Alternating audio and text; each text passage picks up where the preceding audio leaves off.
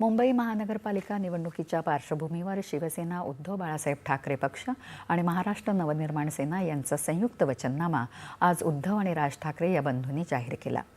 मुंबईत शिवसेना भवनात त्यांनी शब्द ठाकरेंचा या वचननाम्याची सविस्तर माहिती देतानाच महायुतीवर टीका केली.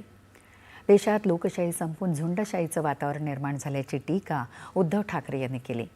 मतचोरीचा प्रयत्न आम्ही उघड केला तर आमचे उमेदवार पळवण्याचा खेळ सुरू झाला असा आरोप त्यांनी केला.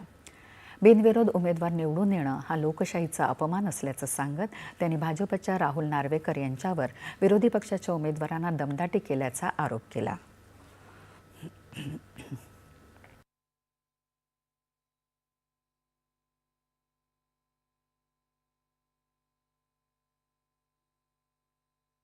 काल परवापासून राहुल नार्वेकर, मी मुद्दाहून नावानिशी बोलतो कारण विधानसभा अध्यक्ष हे विधानसभेत असतात, त्यांचा अधिकार हा सभागृहात असतो. सभागृहाच्या बाहेर ते राहुल नार्वेकर आहेत आणि तिथले आमदार आहेत. एक आमदार आपल्या अधिकाराचा दुरुपयोग करून दुसऱ्या म्हणजे जनतेवरती दमदाटी करतोय, त्यांचं संरक्षण काढून घेण्याचा आदेश स्वतः संरक्षणात राहून करतोय. माझं तर मत आहे हा विषय गांभीर्याने निवडणूक आयोगाने घ्यायला पाहिजे आणि तत्काळ अध्यक्षांना निलंबित केलं पाहिजे.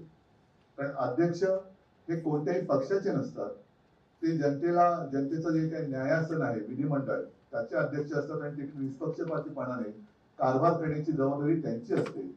अध्यक्ष हे कोणत्याही पक्षाच्या प्रचाराला जाऊ शकत नाहीत किंवा त्यांनी जाता कामा नये असं एक अलिखित किंवा लिखित दंडक आहे.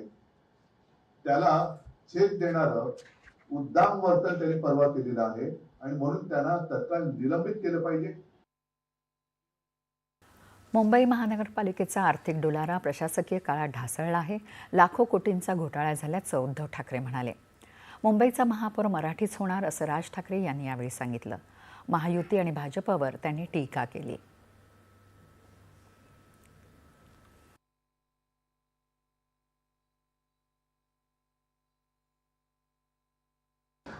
हा महाराष्ट्र आहे, महाराष्ट्रामधल्या प्रत्येक शहरामधला महापौर हा मराठीच होणार. इथे कसला हिंदू मराठी करताय तुम्ही? आणि मला मी त्याशी म्हटलं काय का तुम्हाला की आम्ही हिंदी नाही आहोत? तुम्हाला महाराष्ट्रातल्या या शहरांमध्ये मराठीचा मान हा तुम्हाला राखलाच पाहिजे. त्याच्यामुळे आमचा जो महापौर होईल तो मराठीच होणार. मुंबईचा महापौर मराठीच होणार.